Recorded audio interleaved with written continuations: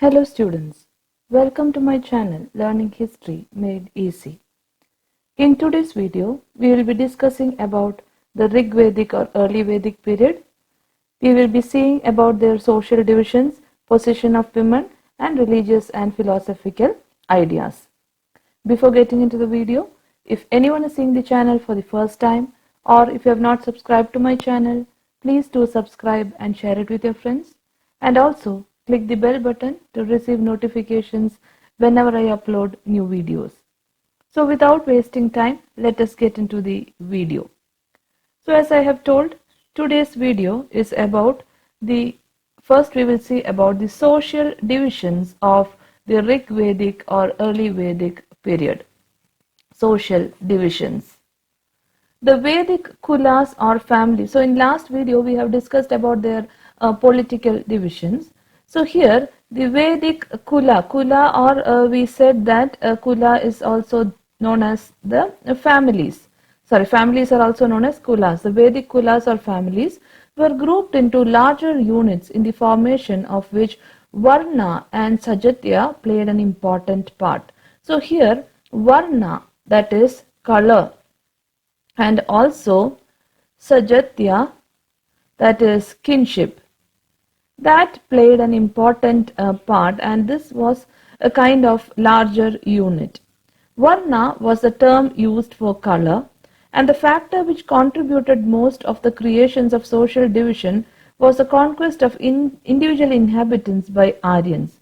So Varna was a term used for color, and in that if you see the Dasas and the Dasyus who were conquered by the Aryans, these were the people who were conquered by the Aryans and they were treated as slaves. Dasas and Dasyus conquered by the Aryans were treated as slaves.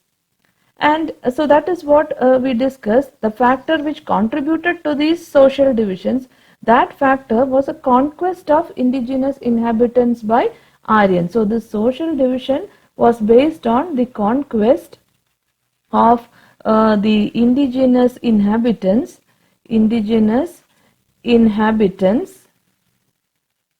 by the Aryans, So that is why I said the Dasas or Dasyus who were conquered by the Aryans were considered as slaves.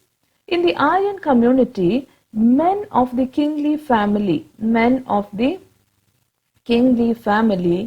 and also the descendant of priests were clearly distinguished from the common man. So they were considered different from the common man, or we can say the common man. So men of the kingly family and the descendant of the priest were considered or distinguished from the common free man. They were considered different from them. So there was a class division between these people. And we also find that there was a practice of domestic slaves. Domestic slaves given as gifts to the priest. These domestic slaves were given as gifts to the priest. And these domestic slaves, they were mainly women slaves. Women slaves were given as gifts and they were employed for domestic purposes. So that is how the slaves were treated. Now the tribal elements in society was strong. So as we all told that there was a tribal element in the society, and social divisions based on the collection of taxes or accumulation of landed property was absent. So that kind of a social division was absent. That is division based on collection of taxes or accumulation of property. That kind of a division was absent. Now let us see what was the position of a woman during the Rig Vedic period. Position of Rig Vedic women. Now women would seem to have enjoyed equal status with men. So in the early Vedic period or Rig Vedic period, they had equal status with men. And Upanayana ceremony was performed also for girls. girls. So that also shows that women were treated equal with men. Upanayana ceremony was also performed for girls and they received education. So women also received education, and it is also said that they were also allowed to observe brahmacharya like boys. Brahmacharya like boys. So that all shows the position of women during the Rig Vedic period. And women studied the Vedas. So as I told, education was allowed for women. They studied Vedas and several women composed Vedic hymns. Okay, there were many women who composed Vedic hymns. Some example, Vishwavara, Ghosha, Apala, etc. They composed Vedic hymns during Rig Vedic period. And the institution of marriage was also established during that time. Marriage was an established institution during that time. So women basically had a good position during the Rig Vedic or early Vedic period. So marriage was an established institution. Then regarding the evil practices which existed, there was no examples of child marriage. So no child marriages were there. No child marriages, no child marriages were reported during that time, and their marriageable age, there was an age for marriage, that is the marriageable age was between 16 to 17, about 16 to 17, okay, marriageable age.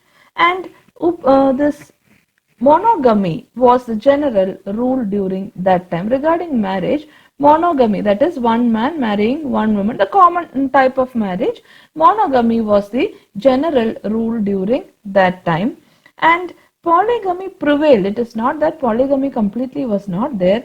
Polygamy prevailed, but it prevailed only among the rich class and the ruling class. Only among the rich and ruling class. So regarding marriage, there was no child marriages. Marriageable age was about 16 to 17, and monogamy was a general rule. Polygamy existed, but that was only among the rich and ruling class.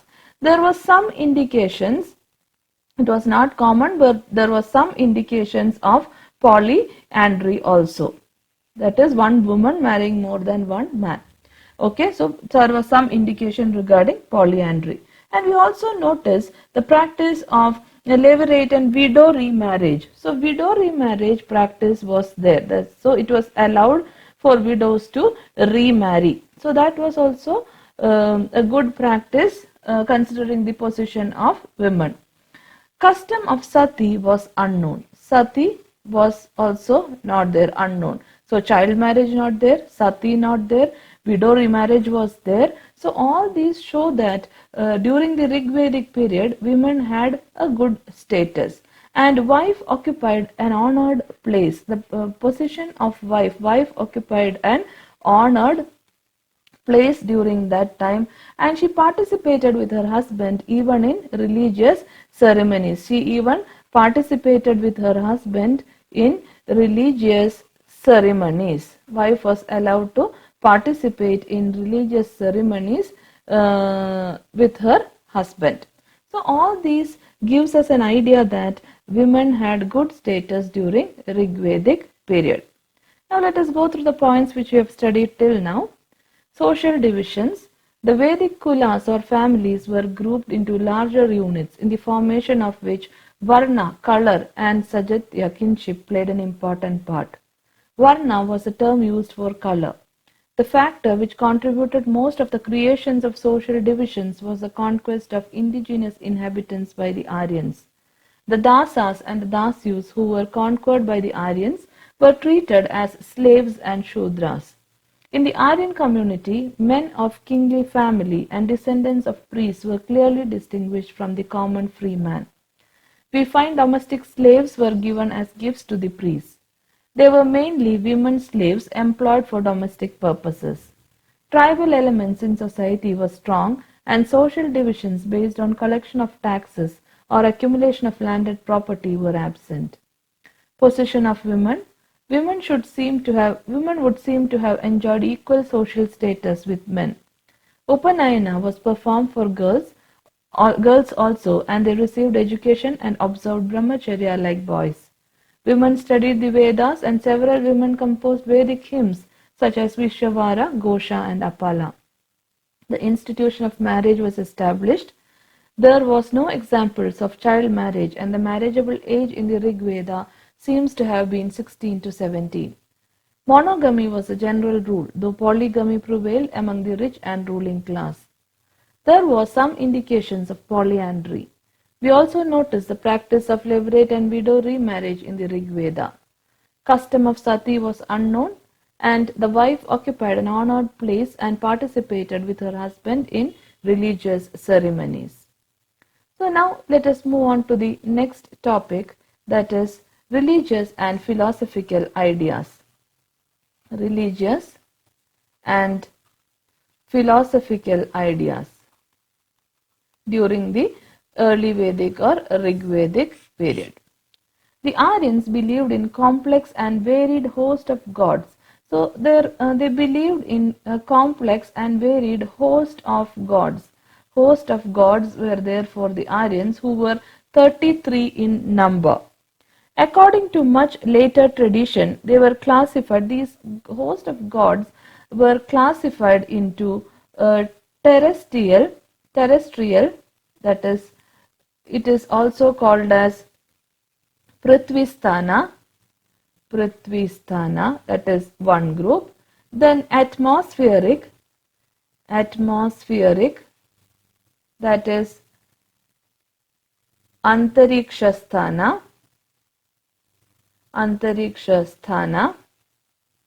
or Madhyamasthana, Antarikshasthana, or it was also called as Madhyamasthana. And the third one, that is celestial, that is Dhyusthana. So these were the three divisions. Host of gods were there, and according to much later tradition, these host of gods were classified into terrestrial, that is Prithvisthana, atmospheric, Antarikshasthana or Madhyamasthana, and celestial, that is Dhyusthana. These were the kind of divisions which happened during the later tradition. Now if we see the gods, some examples: Prithvi, Agni, Soma, Brihaspati, and the rivers, all these belong to the first order. Okay, first order, that is we already studied. First order is the Prithvi Sthana. Okay, Prithvi, Agni, Soma, Brihaspati and rivers belong to the first order, that is Prithvi Sthana. Now if we see the gods like Indra, Rudra, Vayu, Vata, etc., they belong to the second order, that is second order we have studied as Antariksha Sthana. That is the second, or Madhyamasthana. Then the third, that is Dyaus, Surya, Vishnu, Mitra, etc., they belong to the third order, that is Dhyusthana, that is celestial. Okay, so this is some examples. Okay, Prithvi, Agni, Soma, Brihaspati and rivers belong to the first order. Indra, Rudra, Vayu, Vata, second order. Dhyua, Surya, Vishnu, Mitra belong to the third order. And this division is actually overlapping. So if you see, the division is overlapping and not clear cut. It is not clear. Why? Because if you see, Prithvi and Agni are assigned to all the three spheres. Prithvi and Agni are assigned to all three spheres. So it is not clear cut and it is overlapping. The division is like that. It is not clear cut and it is overlapping. But this is the general division which happened. The Vedic Aryans thus worshipped host of gods, but each in turn was worshipped as the highest god. So as I told, there was a host of gods. Now let us see some important Rigvedic gods. Important Rigvedic gods, some of them. Okay, some of the important Rigvedic gods. So first we will see Indra. The most important divinity in Rig Veda was Indra, and Indra is called as Purandara. Purandara, that is breaker of forts. Okay, Purandara is breaker of forts. So Indra was called as Purandara, and also he was called as Vritraham, that is slayer of demon Vritra. Okay, Vritraham, that is slayer of demon Vritra, and one more name, that is Maghavan, that is bounteous. So all these, so Indra was one of the most important god of Rigvedic time. He is called as Purandara, Vritraham and Maghavan, and he plays the role of warlord. So Indra plays an important role as the warlord and is also considered as the rain god. Okay, so that is about one of the important god, that is Indra. Now the next important god, Agni. Agni is considered as fire god, and in Vedic time Agni acted as a kind of intermediary. If we say intermediary between gods on one hand and people on the other hand. So Agni, the second position is held by Agni, fire god. In Vedic times, Agni acted as a kind of intermediary between gods on one hand and the people on the other. Next important god was Varuna. The third important position is Varuna, who personified water, water, and was supposed to uphold the natural order. Uphold natural order. So Varuna personified water and is supposed to uphold the natural order. As the administrator of cosmic law, he regulates all activities in this world. So it is considered that he regulates all activities in this world. So Varuna is considered as the administrator of cosmic law, and he regulates all activities in this world. Varuna is an ancient god. Probably, actually, if you see, Varuna is Indo-Iranian. Varuna is probably an ancient god and Indo-Iranian. So that was the third important god of the Rigvedic period. And if you see the concept of Indo-Iranian in Varuna, we can see that the Ahura Mazda, wise spirit of the Avesta, of the Zend Avesta, agrees with Varuna in character. So if we compare Ahura Mazda with Varuna, they agree in character, Ahura Mazda and Varuna. So that is why it is said that Varuna must have been an Indo-Iranian god. So next, Soma. Soma was considered to be the god of plants, god of plants, and an intoxicating drink is named after him. There is an intoxicating drink which is named after this god of plants. The Rig Veda has large number of hymns which explain the method of preparation of this intoxicating drink. And if you also see Soma sacrifice is the main feature of the ritual of Rig Veda. Soma sacrifice is also mentioned in the Rig Veda. Next is sun god.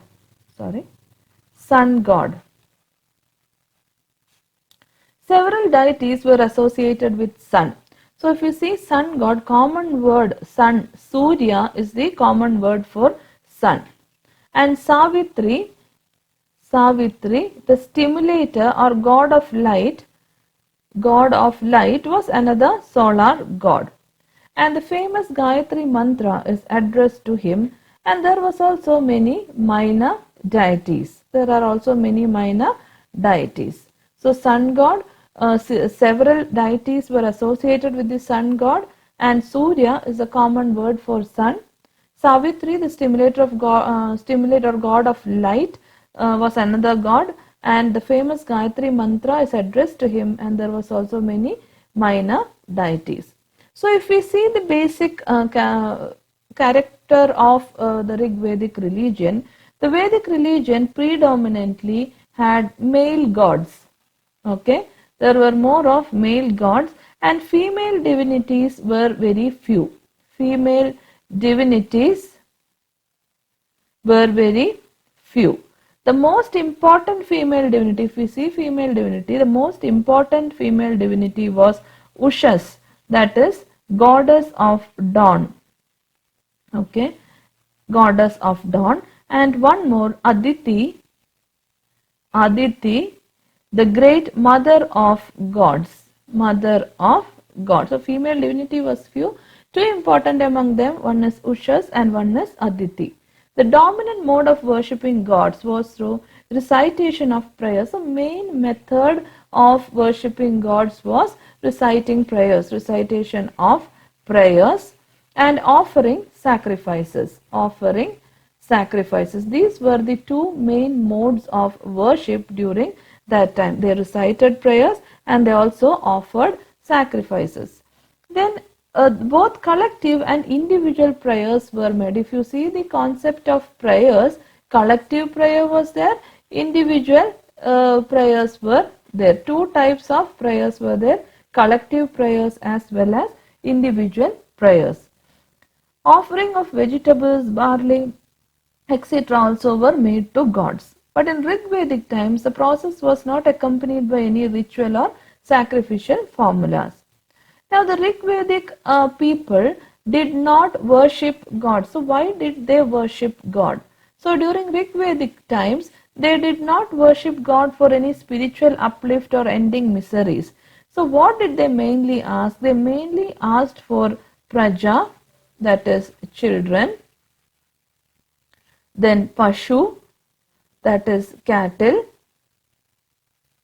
food, wealth, and health. So these were the things which the Rig Vedic Aryans asked for in their prayers. So they did not ask for any spiritual uplift or ending miseries. They mainly asked for praja, pashu, food, wealth, health, etc. So these were the things which they asked. And they also believed in life after death. They had the belief of life after death.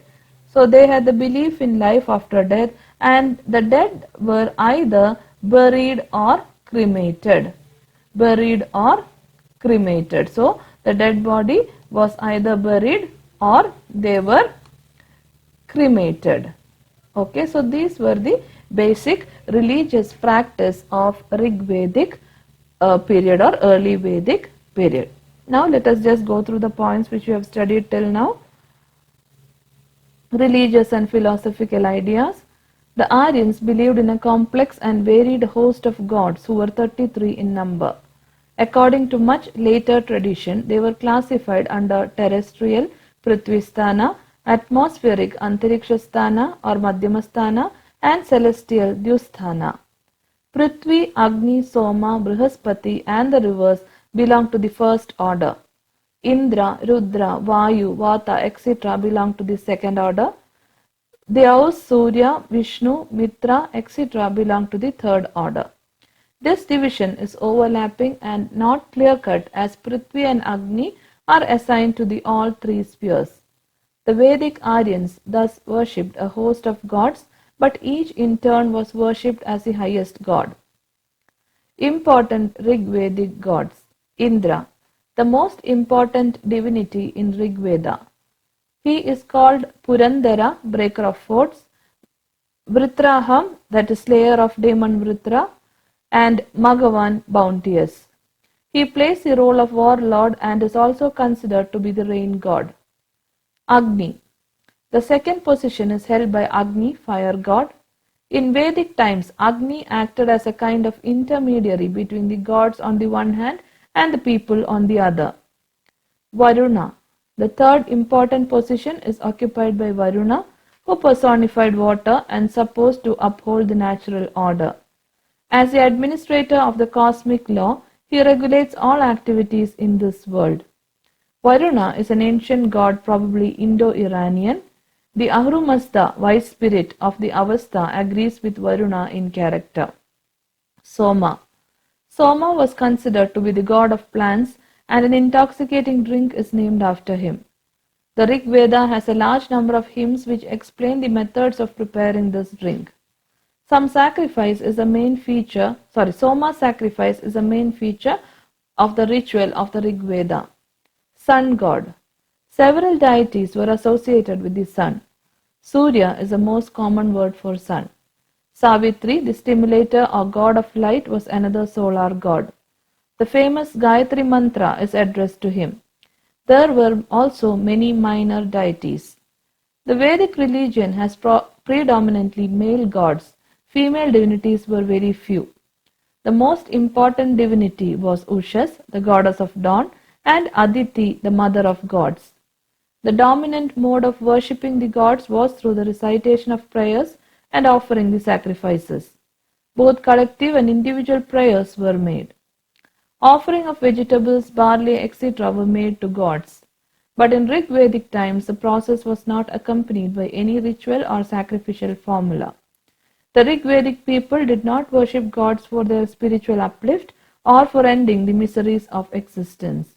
They asked mainly for praja, pashu, food, wealth, health, etc.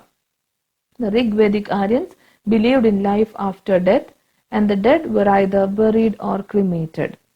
So these were the points regarding the religion of Rig Vedic period. Now the points regarding later Vedic period we will be seeing in the coming videos. So I hope you have understood all these points very clearly. If you have any doubts, you can ask in the comment section. And also, please don't forget to like, share and subscribe to my channel. Your likes and shares will be of a great encouragement for me to make more and more videos. So I hope to see you all soon in the coming video. Thank you for watching.